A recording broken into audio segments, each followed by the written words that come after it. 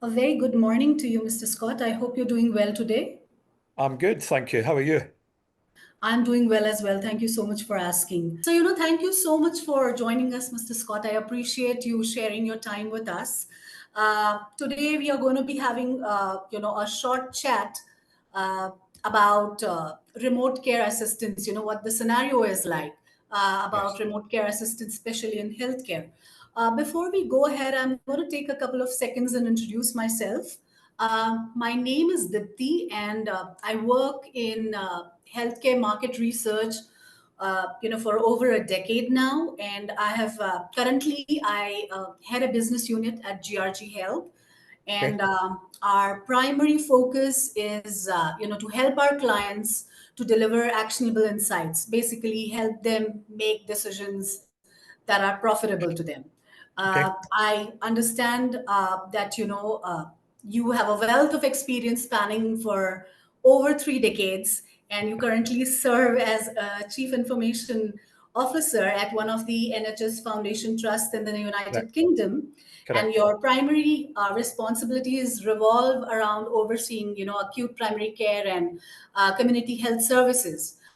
I'm Correct. going to request you, for the benefit of our listeners, could you please, share a little bit more about yourself before we go Yeah. ahead?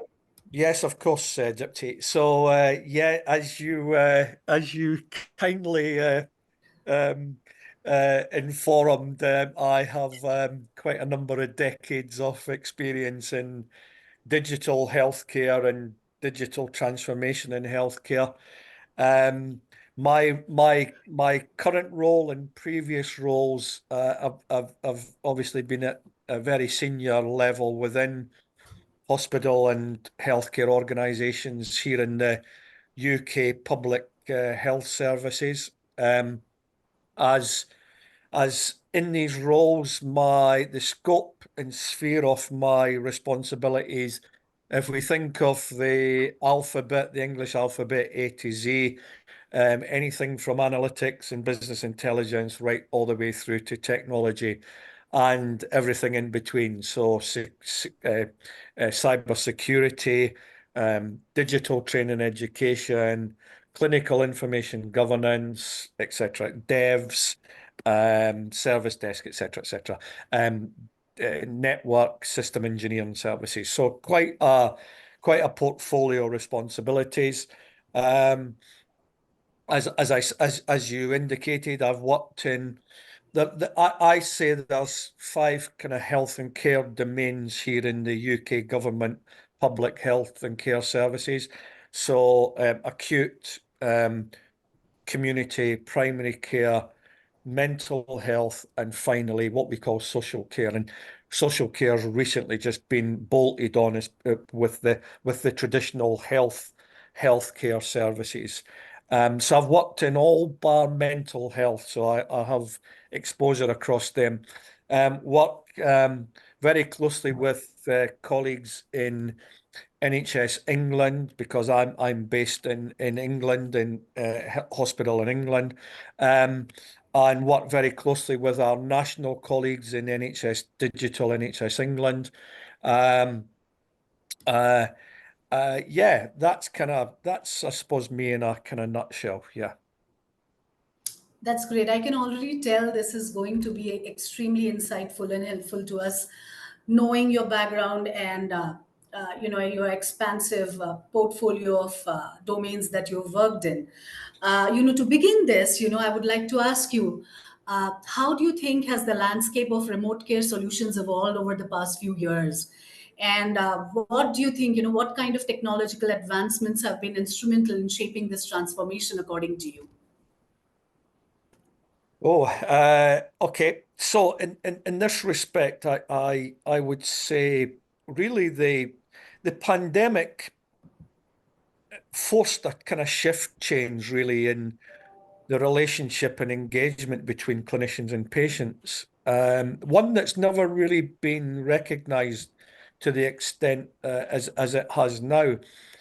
So I think that's been instrumental in the advancement and adoption of remote care solutions across the health and care space, not only in the public, also in the private sector, private healthcare here in the UK. So I think the pandemic has been instrumental in that shift change, and also in that culture change that we've seen. Um, I think as a consequence of that, we're seeing a greater reliance and dependence on local support, coupled with remote care solutions. So I may use this as an example throughout to give some kind of testimony to my answers, but particularly where we saw where I have seen and my clinicians have seen has been in areas such as what we call care homes, predominantly used by the NHS and the government here in the UK and the public um, to move particularly frail and elderly patients into care home settings where their acuity levels are quite low, and they can be managed in that care home settings, but still being managed by primary care clinicians as well as where they are still under the clinical management of secondary or tertiary care clinicians. So I think we've seen care home um, care home staff taking a greater responsibility for that patient cohort, particularly. So I think that change in responsibilities, as I say, has been orchestrated and manifestly driven by remote care solutions that have come to the fore. Really, there were some pre-pandemic, but they really have taken off on the onset of the pandemic. And I think that's been recognised by clinical systems vendors who have been able to support their remote care solutions in that kind of modus operandi, as I would say. And also for our clinicians, whether they be in secondary care and primary care, whatever the setting, their ability through remote care solutions to be able to work in a very much mobile context now, rather than having to be set in a physical hospital or primary care setting. So, and really, again, the pandemic was at the forefront of that significantly. Where here in the UK, and I'm not sure whether in India this was the case, but here in the UK, when the UK government announced publicly, it was something like the 20th of March 2020. I remember it visually, 20th or 21st of March, when the public announcement was made. The government uh, um, mandated the closure of front door hospital and primary care services. So suddenly, overnight, from a digital perspective, needed to look at how we can mobilize our clinicians working remotely and supporting remote care services to the public and to their patients. So I think that was another um, feature. Two other things I would also suggest were instrumental were and possibly subsequently, as we come out of the post-pandemic era, the development of clinical apps. So in mobile devices such as what we all use day to day, um, we've seen a real advancement in mobile app services to support patient and clinical care. And also through that technology, the advancement of network communications is critical to this. And here in the UK, we're now our major network providers, um, BT, Vodafone, etc. They are upgrading their network infrastructure to support 5G technology. So I think these are all been instrumental in supporting the development and advance of remote care solutions. Absolutely. Thank you so much. That was insightful. And, it was exactly the same in India. Overnight we saw an unprecedented surge in, like telehealth or mobile apps, and putting up 5G networks. And there was a trend where we actually believed in visiting the doctor in person, and that changed overnight, Yes, absolutely. because Yeah, people were staying indoors. If they needed medical access, at least the primary care, they would prefer to, the doctors and the patients as well would prefer to do it over some kind of a platform. It could be a mobile platform or a digital platform. And that changed overnight, really. And we had not seen such a surge prior to the pandemic in India, at least. So I guess it's been a kind of a global phenomena, so to yeah, say. absolutely. And I mean, the UK government had a series over the 2-year pandemic period of what we called lockdown. So the public were were mandated to stay indoors. So we needed a mechanism by which we could support our clinicians and engagement with our patients through a technology medium. Yeah. Yeah. So you earlier mentioned that, the home care and maybe folks who live in areas that are hard to reach, remote care is more prevalent there. So, do you think that remote care solutions can also enhance accessibility and healthcare outcomes, not only for those individuals, but across regular UK as well? Absolutely. And I say that, I think, from a number of perspectives. One of the things that we've been challenged here, we are a public service here in the UK, government public health service.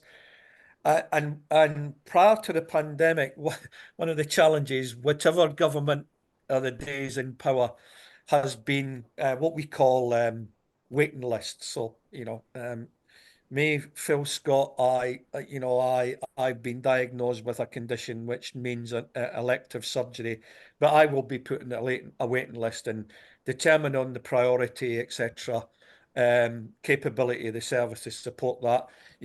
And what prior to the pandemic, our waiting lists were gradually kind of coming down here in the UK, but the pandemic really created a real monster for us.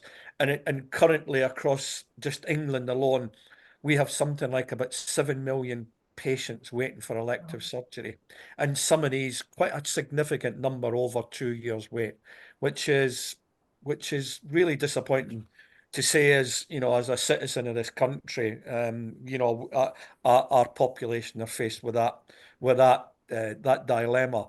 But so one of the things where remote care solutions are are now seen to address that particular issue politically and clinically is where the NHS England, who are the kind of the management of health and care centrally within England, we're now moving to areas where through remote care solutions, virtual consultations supported by clinical monitoring tools, remote clinical monitoring tools.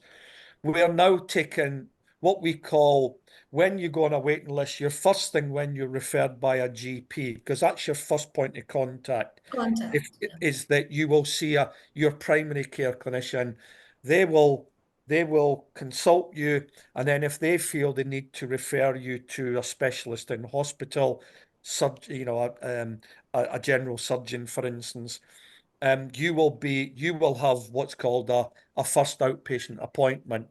And in that respect, what coming out of the pandemic, as our waiting list um, exponentially increased in numbers, what NHS England are now doing is looking at these first outpatient appointments where practical can be managed remotely. Um, if that's clinically acceptable. So there has been we moved here in the UK, particularly in England, about 10, 15 years ago to a very much a model like North America, where it's a commissioner and provider, a payer and carer model. And in that respect, our commissioners who hold the purse strings and funding that's allocated to hospital providers, they have pushed that 25% of first outpatient consultations are managed virtually through virtual care, virtual consultations supported by remote care technology solutions. So that's been a driver. Um, I think other things, I would say logistics capability. And what I mean by that is we're very apt, really. We've just had COP 28, isn't it? And, we're all experiencing globally real material changes in nature, heat.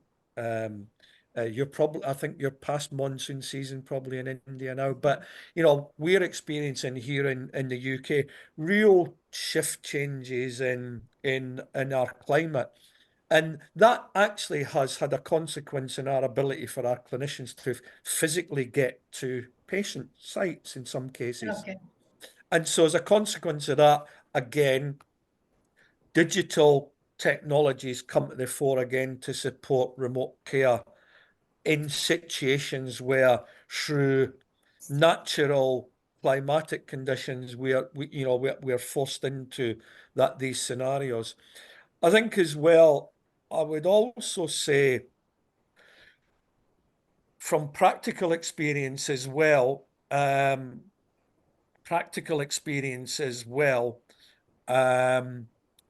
we've had we've been able to use this technology, and I've been involved in robotic surgery technologies being managed remotely. And so this technology allows subject matter experts, clinicians with expertise in particular uh, specialist fields, to use the technology to support Yeah. intelligence and knowledge sharing. So I think these areas are, outside of what I just said to the previous question, I think are also conducive to support and the Remote care. accessibility and outcomes aspect that I think you referred to in your question. Absolutely.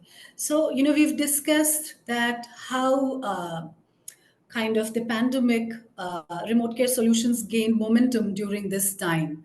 And,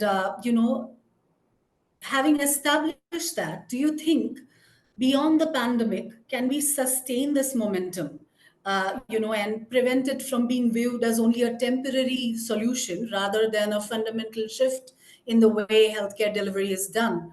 So, what I'm asking you essentially is, do you think that remote care can completely take over and be a norm rather than like a prevailing standard and eventually replace traditional healthcare practices entirely?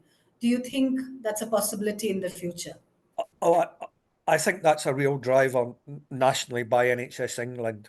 And we know that, you heard in my answer to the last question, 25% of our first outpatient hospital attendances have to be virtual. And that's the incentive behind that's financial for an organisation such as ours as a hospital. And Right. we generate revenue by achieving that. So, and that's not going to change now. And I think other factors that enforce that is around recruitment. We have a major recruitment issue here in the UK, particularly in clinicians, doctors, nurses, AHPs, and we're taking advantage is the wrong word, but we're reaching out to certainly countries like India to source your expertise, and Right. and kind of pinch your trained clinicians to come to here in the UK, which is wrong, but it's the nature of the economic cycle we live in nowadays, and Absolutely. and healthcare is global. You'll see that uh, we operate 600 clinical systems just across our geography of where I work. And what I've seen, certainly over the last 10, 20 years, is healthcare is global in its nature. The digital solutions are global. You see the Epics, the Cerners, the EHR in India as you do in Australasia, as you do in the UK, as you do in North America. Right. So the digital technologies are becoming very globalized and standardized. Um, I think in terms of that as well, that scarce expertise, the use of remote care solutions to some extent, as I mentioned in my last question, that scarcity of expertise, these solutions can help the next generation of um, clinicians and in their training and education, their postgraduate training and education program. So I think it helps in that kind of that wider clinical audience, and to some degree might support, us here in the UK being able to convince clinicians in India or other parts of the world to come to the UK. So I think aspects such as that, and also it really depends on the nature of the patient's system symptoms and medical history, because where that can be managed remotely is a greater impetus for the patient and the clinician. Patients don't want to come into hospital unnecessarily. And we Absolutely. and Yeah. we don't want them coming in. And in the time that traditionally, and this is proven by evidence here in the UK, a traditional what we would call a face-to-face consultation between a clinician and a patient in a clinical setting. In a primary care setting, it can be generally kind of 10 minutes. In a hospital setting, it's 20 to 30 minutes. We can probably provision 2 to 3 clinical consultations in that same time frame. So it addresses that backlog problem that I mentioned earlier. So this is big. This will definitely become the kind of modus operandi, and I think our clinicians recognize this, the professions recognize this. Um, this is the road of travel that we are now engaged upon, and we've got. I think they feel that because they have greater confidence in the technologies to support them, and I think as technology, like medicine, I see is exponentially increasing on a day-by-day basis. So I think there's that recognition from the next breed of clinicians coming through. Got it. So you certainly envision that 25% increasing gradually over the years. It's going to be Uh, upward trend. Absolutely. Yes. Yes. All Absolutely. right. Yeah. Yeah. And you also happen to mention, in one of your earlier responses that, you've also aware of remotely helped surgeries and, recording procedures and things like that. So, uh, all of this paraphernalia where you're providing remote assistance in surgeries located miles apart, probably recording procedures, using it as study material, or probably even sometimes broadcast it live Yep. wherever there Yes. is internet connection. So Yes. considering these vast possibilities available, what impact do you think these innovations are having on the medical community? Are they receptive to this? Do they want to be more traditional in their approach? Because this will just erase all boundaries. A person, like you rightly pointed out, right now there is a brain drain, let's say from India to UK. In the foreseeable future, he may not have to physically travel or be present at all. He could guide a surgery or guide folks right from where he is. So, is the medical community more accepting of these innovations, or do you see a resistance there? Oh, I certainly do, and and hopefully, through the answers to your questions, I'm I'm presenting that view, and that view's taken from, my many years of working with clinical colleagues, here in the UK health and care space. So I think there is a recognition. And I think, as I said, earlier, we see that now when the next breed of medical and nursing um, staff come to the workplace.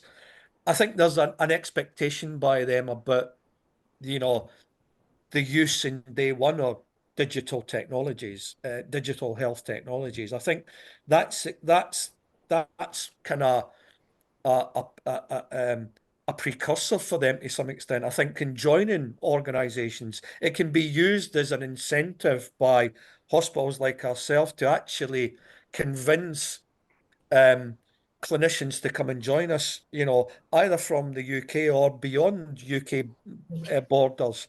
We can use digital technologies and remote care solutions as an incentive to bring in uh, work workforce to fill, some real gaps and concerns that we have in our current workforce, our workplace. So I think, there is that.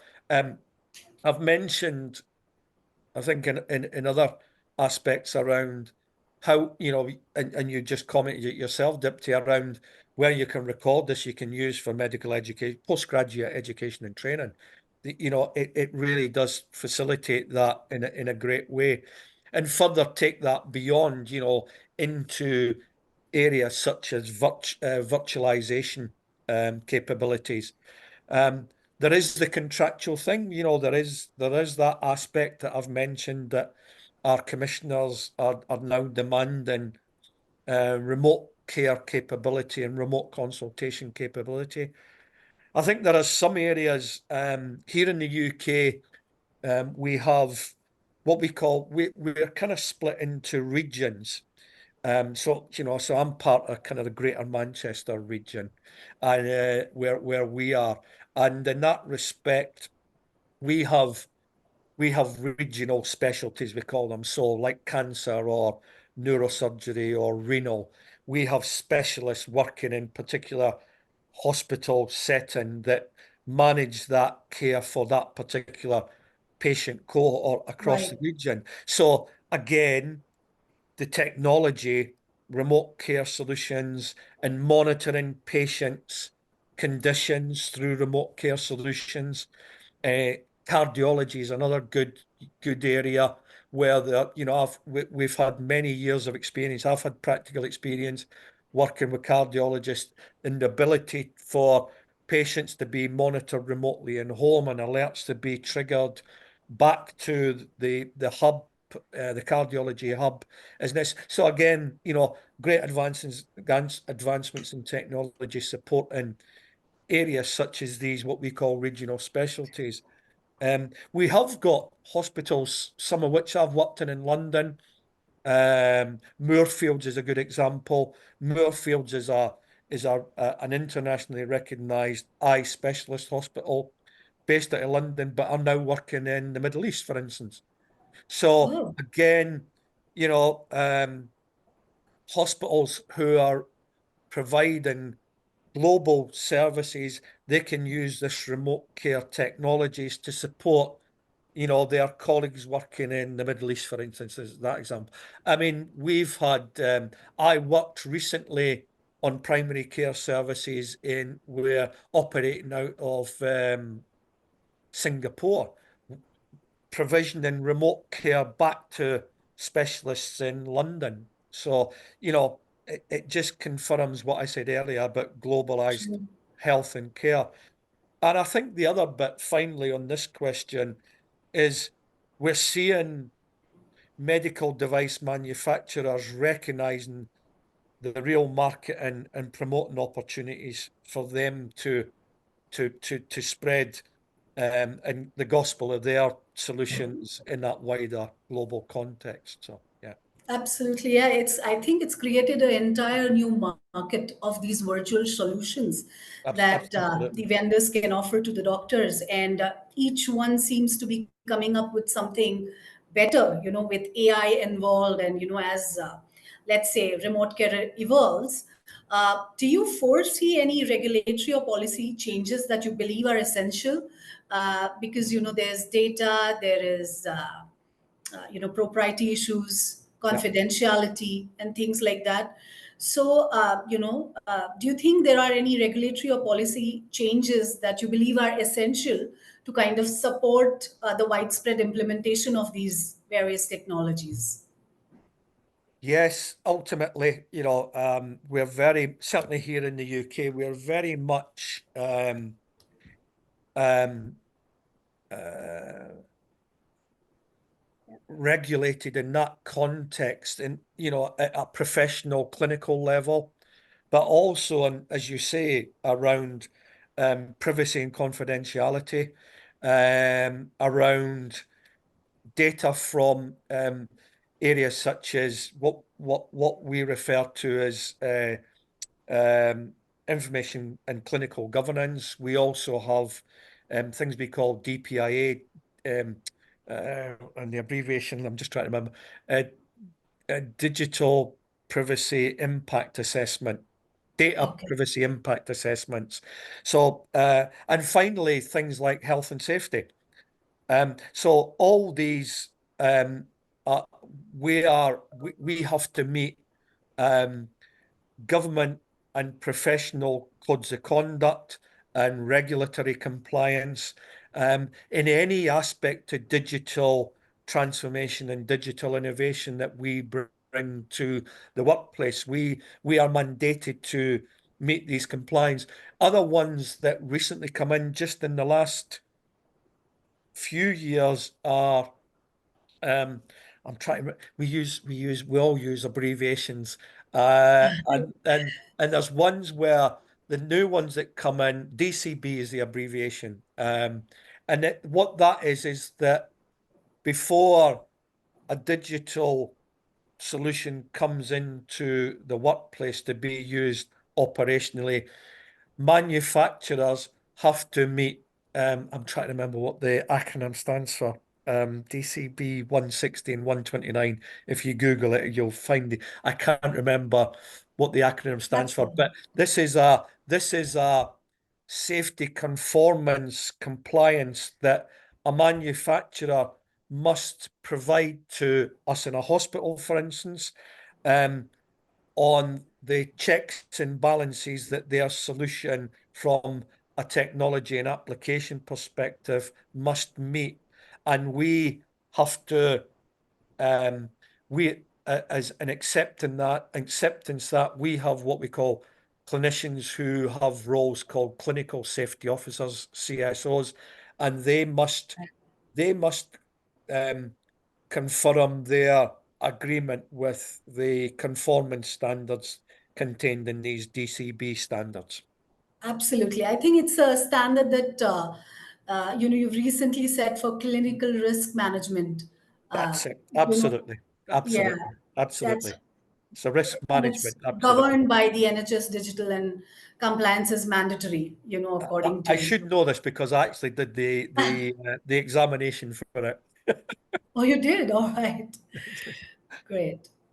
That's helpful, and with the immense possibilities that kind of lie out there, predicting the future of remote care sounds almost like it's a job for a medical fortune teller, and as these solutions advance, what trends and innovations do you predict in the realm of remote care? How do you think they're going to mold the future landscape of healthcare delivery?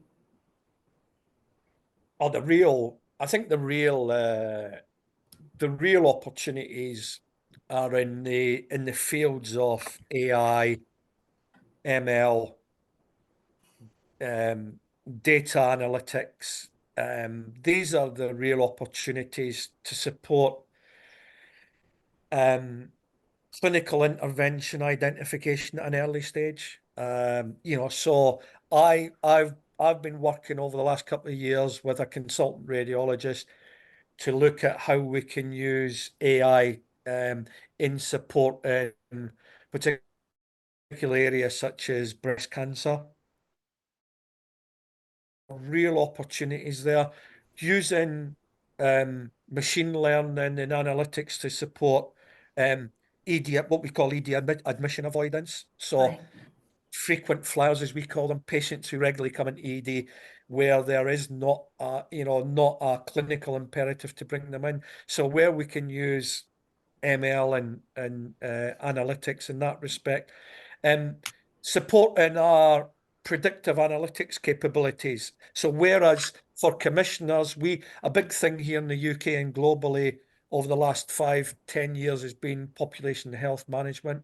So where you're using these technologies that I've just mentioned to support predictive analytics, where should commissioners or funders be putting funding into particular areas such as cancer, um, or XYZ.